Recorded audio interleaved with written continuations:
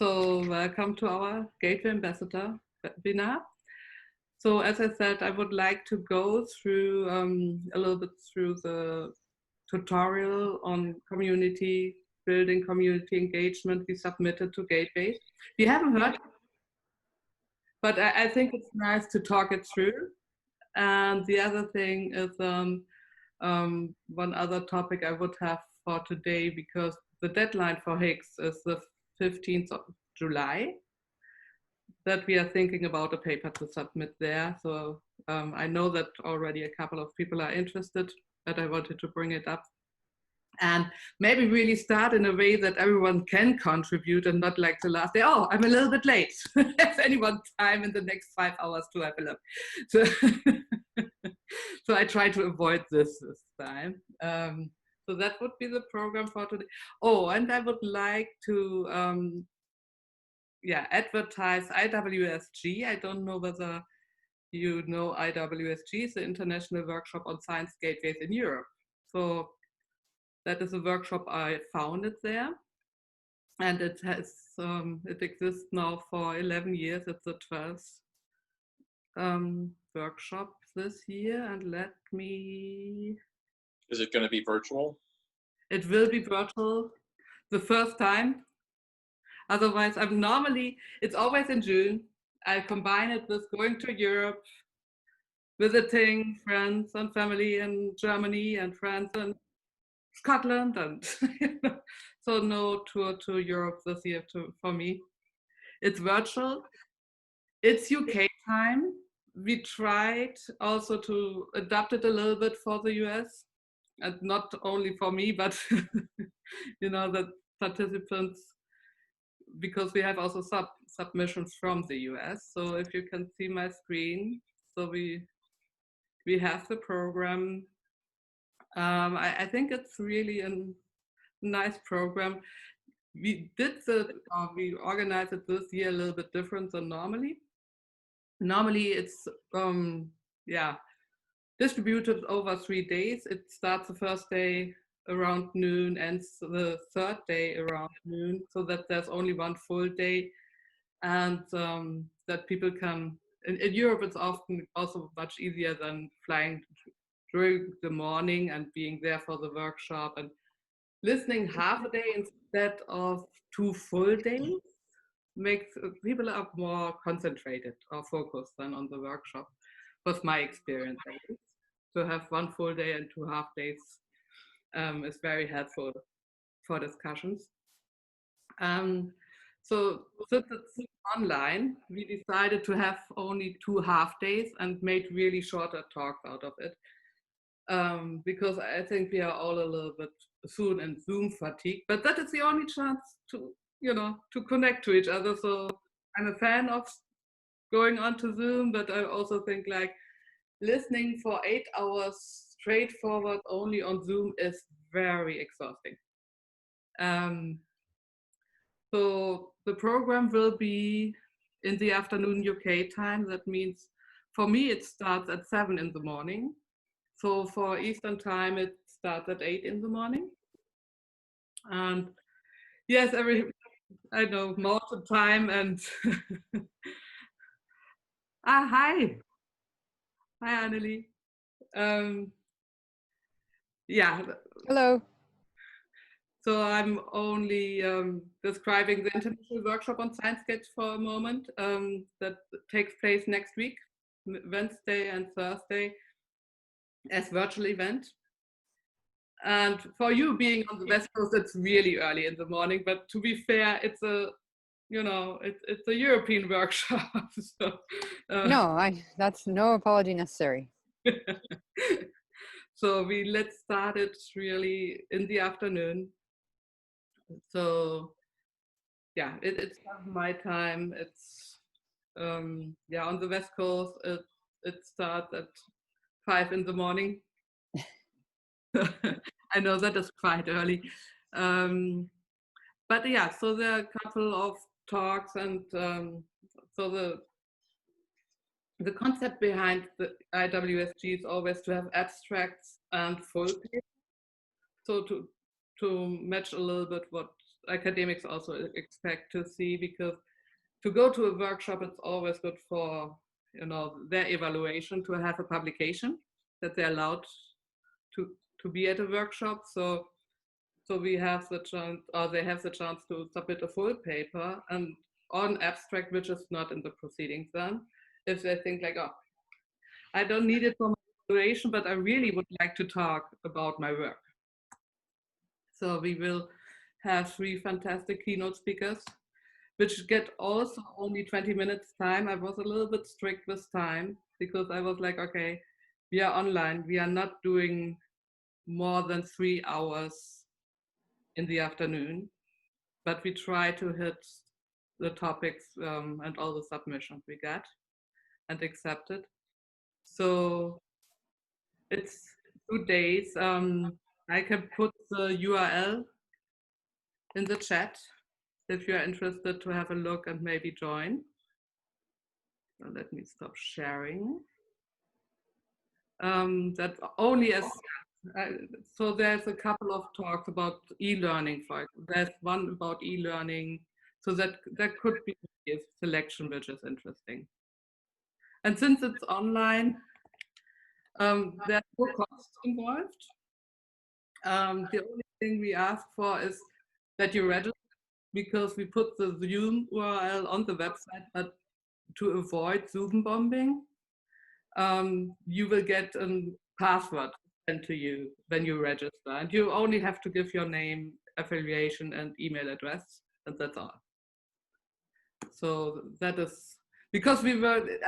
I think Zoom bombing is not a big thing at the moment anymore, because so many people are aware of it that they protect their URLs. But I was only not sure because I really was spreading it to some email lists, and I didn't want people to, yeah, to give them the chance to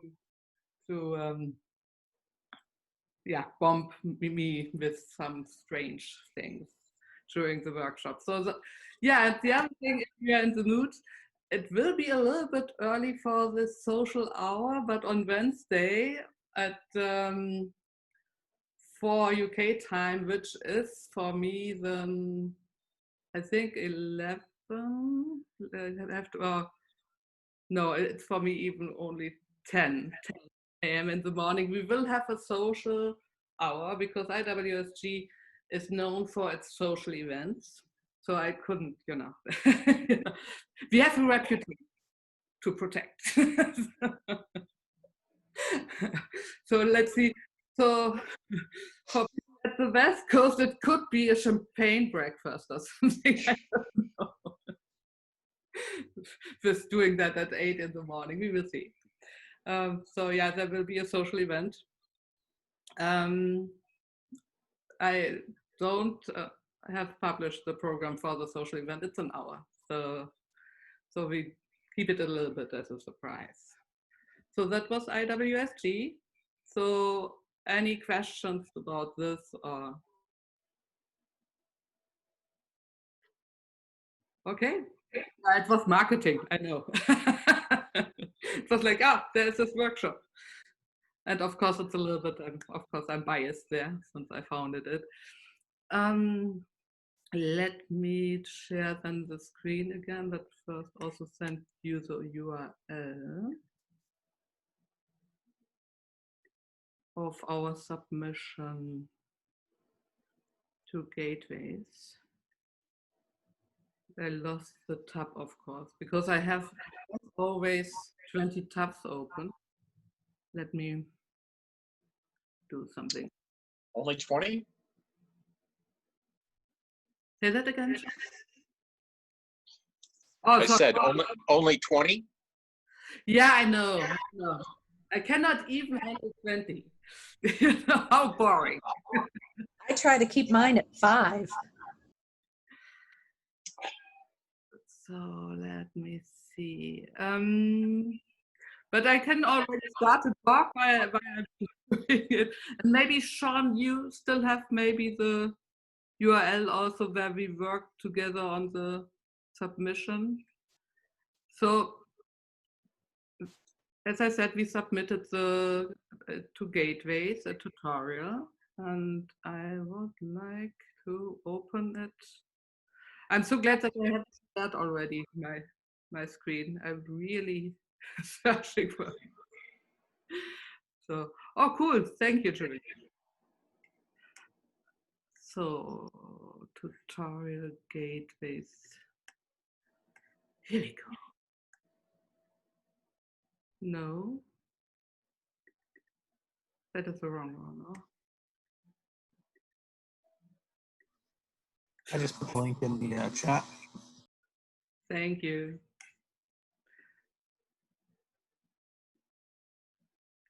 I wanted to say, oh, now I know why I didn't find it.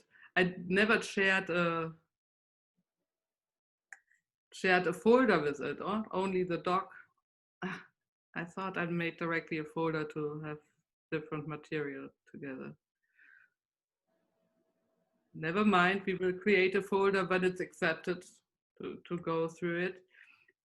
So the idea was only, let me now share, we can go at the same pace through the different things.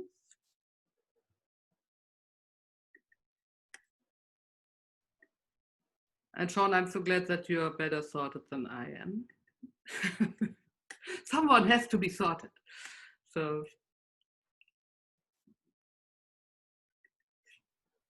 yeah, we how to build and engage with your community. And the typical thing, we have an abstract about, and we said that we would like to do a 3-hour tutorial. So this decision was like, because it's also my first try to have a community engagement tutorial of this length. So I had longer ones, longer interaction. For example, when I was 2 days at the University of Hawaii, we could, discuss more topics and then come to more different topics during 2 days without that it was one tutorial. Or we have the focus week SGCI offers, where you have a full 5 days working on different things with community engagement, also on sustainability, but a lot of community engagement. So putting something like a tutorial, there was the choice between a half day and a full day. And I was like, maybe a half day is a good idea. So to have very specific exercises we can work with, and then see how people feel about it. How is it for them to do something for 3 hours? And it's even not,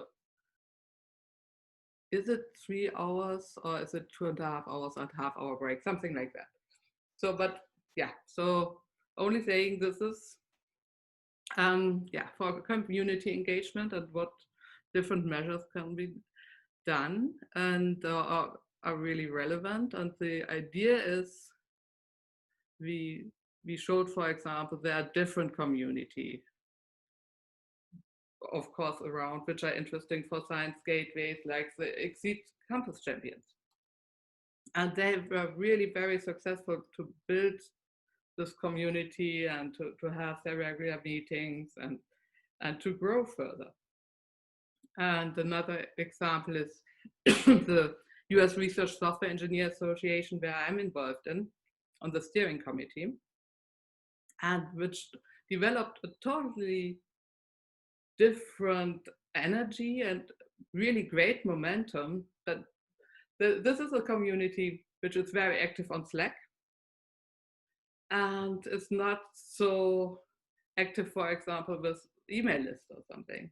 So it's a very interesting experience how different the communities feel, or how they evolve their momentum. And so we presented some of the numbers. So these are the numbers from the US Research Software Engineer Association. And you see this very slow uptaking, which was also that nobody was really pushing. Then we started to have a steering committee and to have some actions and workshops and bring a newsletter out and discuss more on Slack. And each time we give talks or offer something additionally, you see some jumps in the membership, which is a nice example. Or NanoHub, for example, is a fantastic example for a big community of a science gateway. So they have this different modules for learning and teaching, but also really starting simulations. So it's a science gateway for researchers, but they can also see that, for example, that it's widely used in classes and that there's always an uptake at the beginning of the semester or trimester, whatever the universities have. And that, there's a lot of the same simulations going on. And this way they can, for example, optimize also some things to advertise NanoHub a little bit more. So these are examples we have mentioned. And the plan was then to say, and now I jump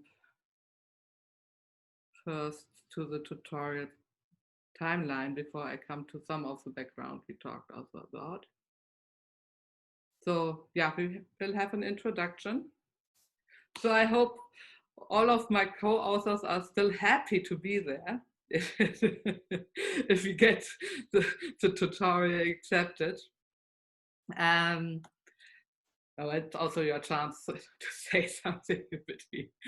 And so we will have the introduction, then some gateway community presentations. That is, we haven't invited anyone yet, but that would be something we still have enough time until October. I'm sure that we can find people who would like to talk for 10 minutes. So then we're thinking about having an elevator pitch exercise. And that is, for example, something, I don't know whether you ever have tried that. And if somebody of you would like to try it live now. But I know, for example, the elevator pitch, it's really hard to have this 1, 2, 3 sentences to describe your research or what exactly for the stakeholder who's listening to you in a precise, defined way. So if somebody, let's say, if I would pitch the gateway ambassadors to a funding body, my pitch would be gateway ambassadors is a group of people, these are community builders, and we build the community of community builders to encourage on-campus team building, but also in distributed teams that you see already. I'm struggling. Like, oh shit, what do I tell them? So that is my example. Of course, I have prepared a couple of sentences for this, but this would be, for example, I know it doesn't sound like it, but does any one of you want to try it also live to say, oh, no, Sandra, that's easy. You know, you don't need half an hour for this elevator pitch exercise. Any comments on that? I think if we have an elevator pitch exercise, it would take the time to introduce it and then also to have people potentially, like write something and practice something. I think it makes sense. Okay. I think it can even potentially build off of the session from last Gateways about and but therefore, the idea of how you like phrase and frame something effectively to communicate a point. Just some initial thoughts, and then actually practicing in like breakout rooms or something, depending on the number of people. Yes, you bring up a good point. I also think that unfortunately we won't see each other face to face. It's probably also Gateways will be virtual conference. The decision is not made yet, but October comes fast if it continues like this. Yeah, we should have. I totally agree. We should have breakout rooms. The other thing I also think, with the times, that is our suggestion at the moment to do this. That doesn't mean that we couldn't maybe also switch between maybe the communication introduction and doing some communication exercises before we do then the elevator pitch exercise. I think that makes a lot of sense in terms of like if we want. Yeah, I definitely think that makes sense to do, to flip those. Because then the elevator pitch exercise can be a practice in applying things that people learn in the communication section, as well as actually having time to practice with an elevator pitch. Yes. Yeah. I apologize. I didn't see the learning objectives. Is that someplace else in the document? So we have the learning objective. Should be at the end. Are they at the end? No. I think they're just outcomes. Outcomes. So yeah, so the idea is. Oh, I see. Okay. So that they can really distill, or let's say, I know that 3 hours might be, that might be then too short to have really for different stakeholders your sentence. But I'm always surprised how much really also shorter exercises give at least people also the touch to say, oh, this is a good start. I might have, to reform it or reformulate it a little bit, but this is helpful. Just, and so, yeah, so really we want people that they can have their elevator pitch for one stakeholder group, because that is also different from stakeholder group to stakeholder group, of course, whether you talk to funding bodies or you talk to your community or to a researcher. Different target groups have different communications. And so the other thing which is really successful in the format of the focus week is to throw out ideas. Let's say, and that is what I would also then put maybe like an announcement more on the website for the tutorial, that it would be great that people prepare, that they can come with a small problem. So, and I've given a talk at the Research Bazaar that Julian organized 2 weeks ago now, 3 weeks. Time is flying, I don't know. Sorry. But I gave my talk. And the brain trust exercise is a really nice exercise. So that is the other thing, to give people the idea, you come with a problem and people are not prepared for this problem, are not in your project team, are not, they're looking from the outside on. So that's the idea, that it's not you just yourself prepare yourself for, oh, what would I like to discuss with people for 20 minutes?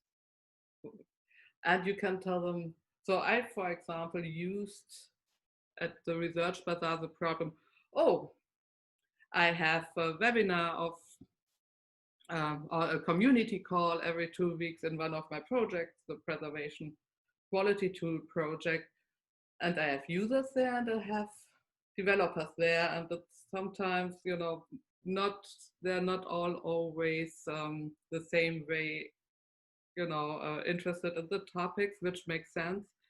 But I really want them to exchange more. So how can I engage them more, even so when I have talks? I have a program and everything, so they see new solutions. It's an open source development program. And I got really nice ideas from people who said like, oh, you could build this into, your community calls, or you could have breakout rooms. And so it's often for me surprising how many ideas are coming from people who have never heard about the problem, because you can look totally unbiased and it's not your problem. That is also the nice thing. Someone else has that problem and you're like, oh, maybe this would help. And I think it's a very nice exercise. I don't know whether any of you have done the brain trust exercise yet. I think I did it last year at the Gateway. There was a tutorial that introduced the idea. It was like you described it. It was very helpful, definitely. Yeah. Okay, so yeah, that is the idea for the tutorial. Any feedback, anything? So already, yeah, I like the idea maybe to change the order: first the communication, introduction, and then the elevator pitch. Something, and yeah, we are limited to 3 hours, so, but I'm sure if it gets accepted, we can move things around or add things or so. So Steve, if you were one of, you said when I suggested this topic for a tutorial, you said, oh, maybe I will join. It would be this a program you would like to join? I think what I said is I would attend. Yeah. Yes. No, sorry. No, Attend, not join. Yeah.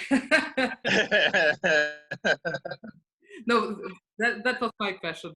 Sorry. Would you like to attend something that would be built out? Yeah, no, community building is, yeah, no, it could be interesting. I mean, and you know, constructing elevator pitches is not something I've ever thought about doing in this context. You need one sentence though, right? I wanted to say this is the funny thing for me is often like before a conference, I'm always prepared when I meet new people and they ask me, oh, Sandra, what are you doing to give this 2-3 sentences answer, and not trying to bury them under the topic because I like to talk so much, you know?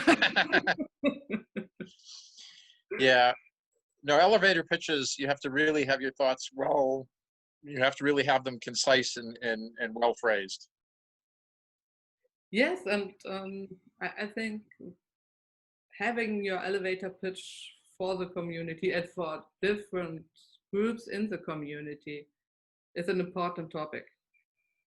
Because if you, or at least I think, yes, of course, we all love to talk about our topics.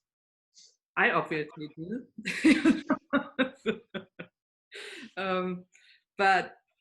But I think it's good to give people a chance to get a grab on it, and then to see whether someone is more interested, and then we can still talk about more.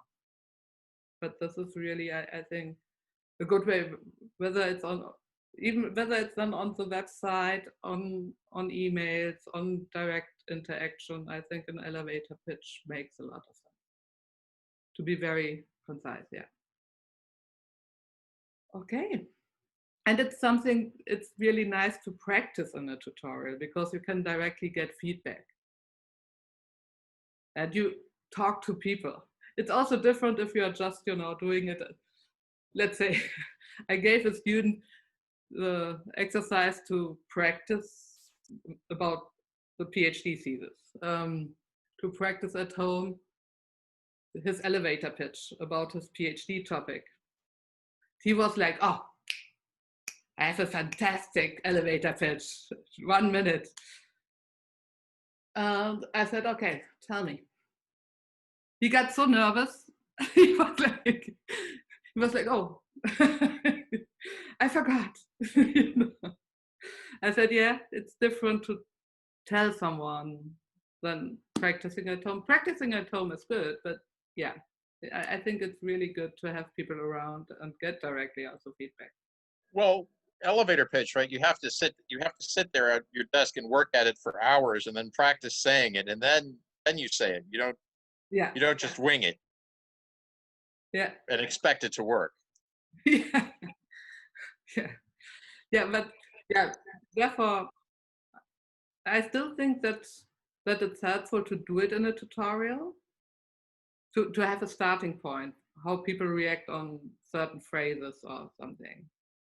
Or Steve, do you think that it's not enough time for an elevator pitch in a tutorial with the 30, 40 minutes? It should be enough time to do something. I mean, they can always work on it some more later. Yeah. I would also say if we have a registrants list, which I assume we would for a tutorial, that this is the kind of thing that you could send sort of an assignment ahead where you would where they could like start to work on something, just so that they wouldn't be starting from scratch. And with the like statement that like it would be worked on, like there would be time in the workshop. Yeah. My experience with, sorry. I only wanted to answer shortly. Yeah, the idea was also to put in, because we have to put in what we expect from participants to bring. And we don't expect much than, that they like to attend and their ideas. But also like, so it would be good if they think already about the elevator pitch for a project or for a gating. Yeah. Yeah, I just, I think that I've not had the experience that there was much correlation between the people who registered for my tutorials and those that showed up. So giving homework ahead of time, I wouldn't expect that to work out well. I'm with you there, but I think if people see it on the website, and if I really phrase it only careful in that way, like think already about elevator pitch, then they probably at least maybe think that 3 minutes before the tutorial when they decide to go there about it. Like, oh, if I go to the tutorial, which is a project I would like to think about.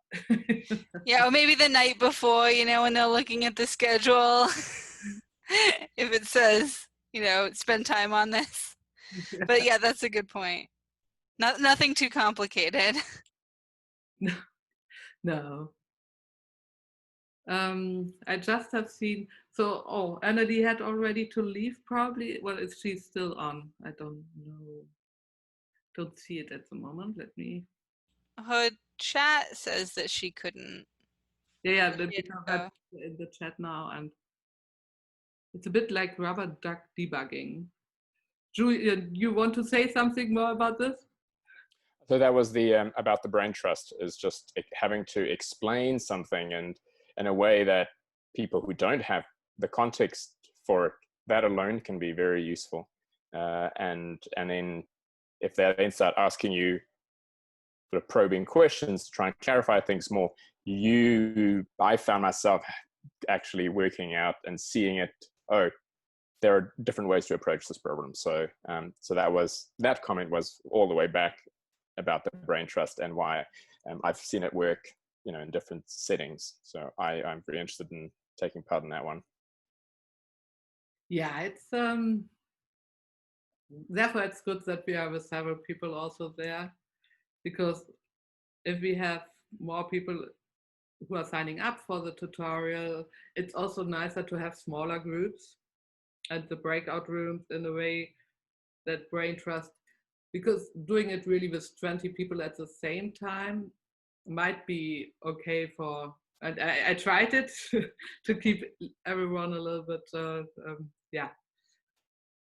let's say who are too shy to say something or suggest something, that they can just listen first. But the tutorial would be something where people really decide, okay, I want to do something like this. They see the program. I would expect it's good that we can just break them up in breakout rooms and have some smaller groups of 4 to 5 people where everyone can contribute and discuss the things through. So, okay. So Sandra, a quick suggestion here. I like what Megan said about giving the participants some time to prepare, and also totally see Steve's point that you don't know who is going to show up. So perhaps if this exercise is something short enough that it can be given to people as they showed up. So when they showed up, if they show up earlier, while we're waiting for the workshop, the tutorial to start, then this can be a quick assignment that even for a couple of minutes when people are waiting, they can actually mentally work on it and prepare for the exercise. Oh yes, I mean the other thing, and of course I want them to listen to the talks. There's a reason why we want talks at the beginning, just to show different models of community engagement and show successful examples. Maybe we ask the speakers also to say what didn't work for their community. Mm-hmm. I think that is always helpful also to learn from. And we do that not often enough, to just say, okay, this didn't work for us. Just, you know, there's no harm in that. Just saying. And therefore, there will be the talks. Of course, I want people to listen to that, but probably some of the people get also some ideas for their own things, listening to talks like, oh yeah, that is an interesting topic. Maybe, you know, I can add this for my, let's say, Brian Trust or something like that. So that was the idea, to have first talks. Always, I think it's easier to spin off discussions from some use cases. It makes people more comfortable with talking about things, yeah. Okay, yeah, I only stopped sharing, but I can jump back in because I thought that it might be now fine with a tutorial discussion. Because another topic, and Annelie contacted me, and now unfortunately she had to jump off, but she would like to have maybe an extra meeting about offering for science gateways for humanities. And I just wanted to bring it up maybe now here, because first I thought like, yeah, of course we can do that in a, you know, smaller group. On the other hand, if everyone would be interested to join a discussion for science gateways for humanities, we could do it also at the regular time. It could be one of our topics. So I would be open for it. So what is your feeling about that? I'm not sure I understand enough about the context when you say topics. What context are you talking about? Like monthly topics or topics at gateways? Oh no, that would be only now one of our webinars next Got month, it. for example, Okay. to have humanities and science gateways for humanities as next month's topic. And if we think we should have working groups, then we can make extra meetings. But I thought it's not a bad thing to maybe have one with everyone. And then because I like also to say, okay, if half of the people say this was really interesting to hear about, but to go into deeper, maybe that is not so interesting for me. That's also totally fine. Then we can do a kind of smaller working groups or meetings about different topics. I think that would be a great topic for everyone to be able to join, just to have some of that cross-pollination. I guess my only question is just to verify that we would have people ready to talk about that, or people identified for that. So Annelie was especially, she's the director for the, oh, I shouldn't say it, for the Directorate of Humanities at UCLA. And she would like, she was like, okay, the Gateways catalog, she's not sure if she finds everything that could be interesting for her community. She had the impression that Beth and Sean have seen more solutions which could be interesting for her. So the idea was to say, what kind of gateways for humanities in different topics are already out there? and that she could promote on campus. Yeah, no, and there definitely are gateways that I don't know if they're considered gateways. There are definitely resources that exist that could be considered gateways that are for the humanities, but I would be surprised if they're listed, or at least all of them.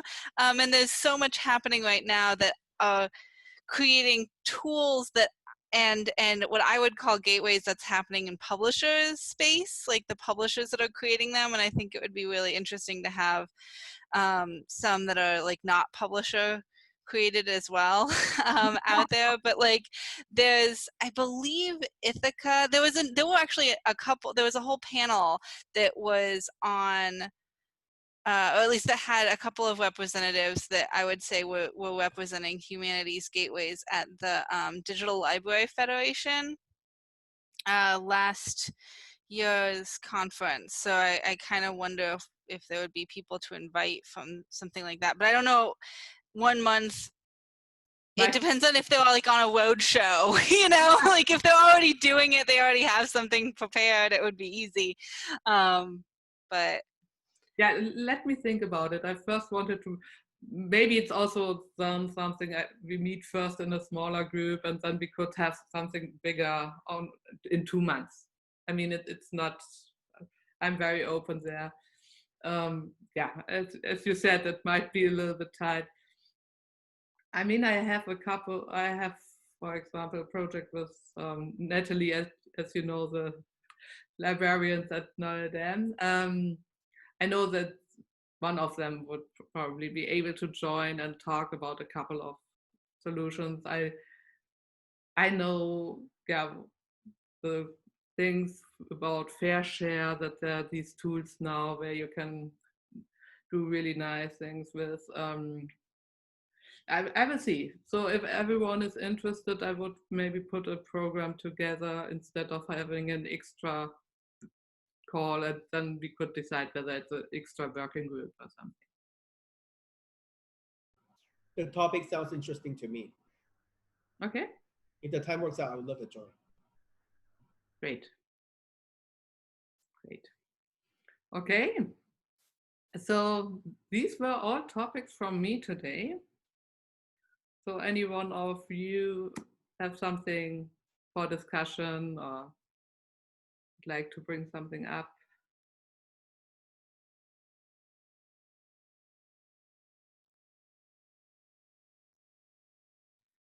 I'm also okay with that. I mean, I give you 15 minutes back of your life.